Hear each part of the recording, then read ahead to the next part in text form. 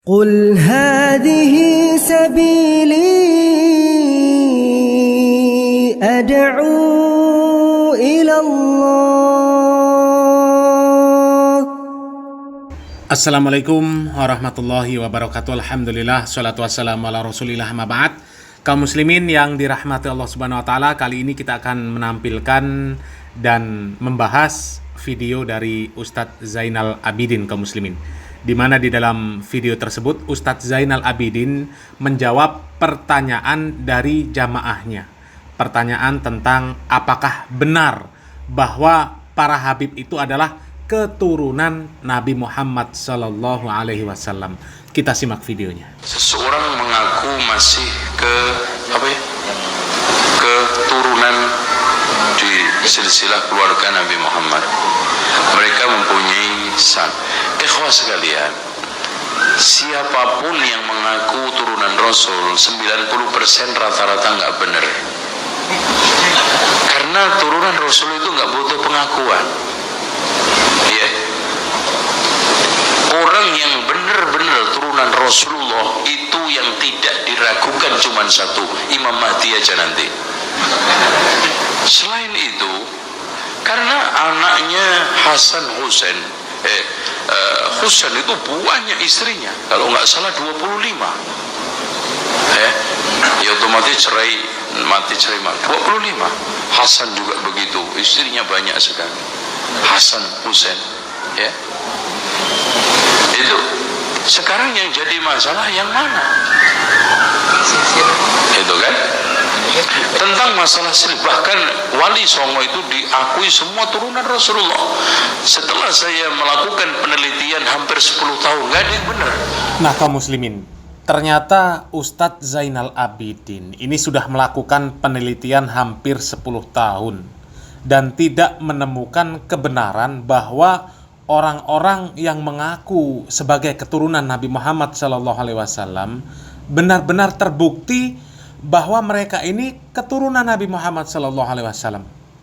Dan benar, mungkin memang benar bahwa 90% orang-orang yang mengaku sebagai keturunan Nabi itu nggak beres, kaum muslimin ya. Karena kalau kita lihat orang-orang yang mengaku sebagai keturunan Nabi, ya memang nggak beres. Banyak yang nggak beres. Coba simak ceramah-ceramah para habaib ya. Ceramahnya banyak ngelantur, banyak mendongeng, mendoktrin, mengajarkan amaliyah-amaliyah bid'ah ya. Bahkan nggak sedikit juga mengajarkan kesyirikan, naudzubillah min dzalik ya. Jarang ada ceramah habib yang benar, itu jarang ya. Coba kita lanjutkan lagi kaum muslimin. Ya, nggak ada yang benar. Itu. Dengan demikian, siapapun yang ngaku itu rata-rata 90% nggak benar. Yang benar yang nggak ngaku itu, yang benar ya nggak usah ngaku-ngaku. Nanti buktikan aja, Anda bisa nggak menurunkan Imam Mahdi, itu aja. Kalau Imam Mahdi itu turunan Anda, berarti Anda adalah turunan Rasul yang sahih. Nah sekarang ini ada yang mengaku turunan Rasulullah, ini dari sisi mana, dari arah mana, itu semuanya masih kabur. Adapun sekarang ini turunan hanya untuk kebanggaan juga tidak ada pentingnya. Abu Jahal lebih hebat pak, pamannya langsung. Ya, kalau ente kan nggak jelas dari arah mana, ibarat istri selirnya yang keberapa, turunan mana. Ini Abu Jahal, Abu Lahab itu seger, masih jalurnya itu pekcer, karena masih dekat sekali dengan Rasulullah, nasabnya dan rumahnya. Itu. Tapi itulah, kalau seandainya masuk surga karena nasab, ketahuilah Abu Jahal, Abu Lahab ungkang-ungkang di surga. Gitu. Tapi tidak. Makanya Ali bin Abi Thalib mengatakan, laisal fata yaqulu kana abi, walakinnal fata yaqulu ha anada. Bukanlah seorang yang gentleman adalah yang mengatakan dulu nenek moyang saya begini. Seorang pemuda yang gentleman adalah ini loh saya. Gitu. Nasab itu tidak bisa berbuat apa-apa untuk diri kita. soleh. Kalau kita tidak menjadi orang panutan. Contoh, yang sekarang ini mengaku turunan Rasulullah ternyata apa? Menggunting dari lipatan, menodai sunnah Rasulullah. Hancur Islam di tangan mereka kan? Nah, benar sekali Ustadz ya. Hancur kalau Islam ini mereka yang pegang ya. Orang-orang yang mengaku-ngaku sebagai cucu Nabi yang pegang. Karena apa?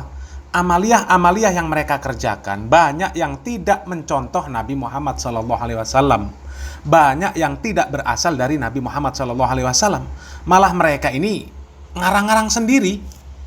Bahkan tidak sedikit amaliyah mereka ini yang malah menyelisihi sabda-sabda Nabi Muhammad SAW. Ya.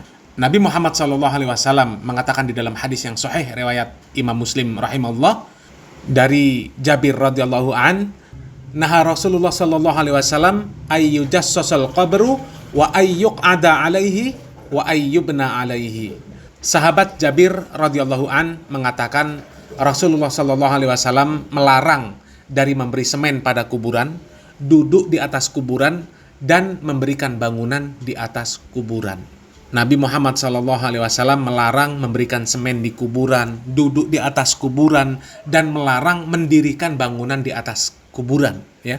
Sahabat Ali radhiyallahu an yang keponakan sekaligus menantu Nabi Muhammad SAW pernah diperintahkan oleh Nabi Muhammad SAW untuk memusnahkan patung-patung dan gambar-gambar, kemudian juga untuk meratakan kuburan.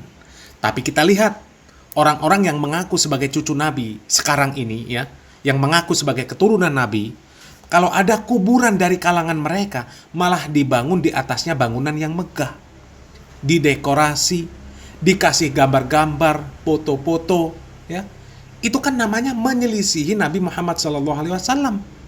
Belum lagi larangan Nabi Muhammad SAW menjadikan kuburan itu sebagai tempat ibadah. Tapi kita lihat juga kuburan-kuburan para habaib malah dijadikan tempat untuk berzikir. Ada yang minta-minta di sana malahan, ya. Itu semua jelas menyelisihi Nabi Muhammad SAW dan para sahabat radhiyallahu anhum ajma'in. Ya.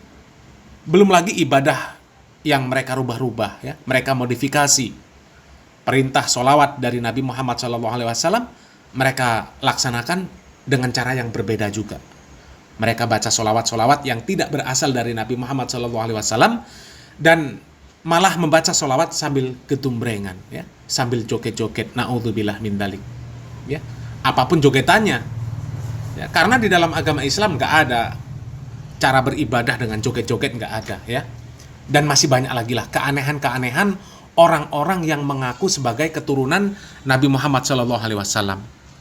Makanya benar tadi kata Ustadz Zainal Abidin, ya, 90% orang yang mengaku sebagai keturunan Nabi itu nggak beres, ya, nggak beres. Coba kita lihat ceramah-ceramah para habaib. Banyak yang mereka ini hanya membangga-banggakan nasab. Seolah-olah dengan nasab yang mereka miliki, mereka ini dijamin surga. Padahal jelas di dalam Al-Quran dan hadis dikatakan bahwa pertalian nasab itu di hari kiamat nggak ada gunanya. Di dalam surat Al-Mu'minun dikatakan, فَإِذَا نُفِخَ فِي الصُّورِ فَلَا أَنْسَابَ بَيْنَهُمْ يَوْمَئِذٍ وَلَا يَتَسَأَلُونَ. Apabila sangkakala nanti ditiup, maka tidaklah ada lagi pertalian nasab di antara mereka pada hari itu, dan tidak ada pula mereka saling bertanya. Bertanya saja tidak. Karena apa? Sudah sibuk masing-masing, urusan masing-masing, nafsi-nafsi pada hari itu. Ya. Di ayat lain dikatakan yauma la yanfa'u malun wala banun illa man atallaha biqalbin salim. Pada hari itu tidak ada manfaat baginya, anak-anak maupun hartanya, kecuali yang datang kepada Allah Subhanahu wa taala pada hari itu dengan hati yang selamat. Hati yang selamat ini, ya, hati yang taat kepada Allah Subhanahu wa taala, melakukan amal soleh, ya. Mau Anda anak Nabi atau orang tuanya Nabi, atau punya harta yang melimpah, punya emas sepenuh bumi, kalau hatinya nggak selamat, nggak beramal soleh ketika datang kepada Allah Subhanahu wa taala, nggak akan selamat di hadapan Allah Subhanahu wa taala. Ya. Nggak akan bisa berhujah, saya bapaknya Nabi, saya anaknya Nabi, saya cucunya Nabi, saya keturunan Nabi, nggak ada. Ya. Kata Nabi Muhammad SAW di dalam hadis yang sahih, waman bato'a bihi amalu lam yusyrik bihi nasabu. Jadi barang siapa yang lambat amalnya, maka tidak akan bisa dikejar oleh nasabnya. Jadi tidak ada gunanya berbangga dengan nasab. Ya. Dan hati-hatilah kaum muslimin dengan orang-orang yang selalu koar-koar, selalu teriak-teriak bahwa dirinya adalah cucu Nabi. Karena kebanyakan mereka nggak beres. Ya, semoga yang sedikit ini bermanfaat. Salam waras, salam akal sehat. Barakallahu fikum. Wassalamualaikum warahmatullahi wabarakatuh.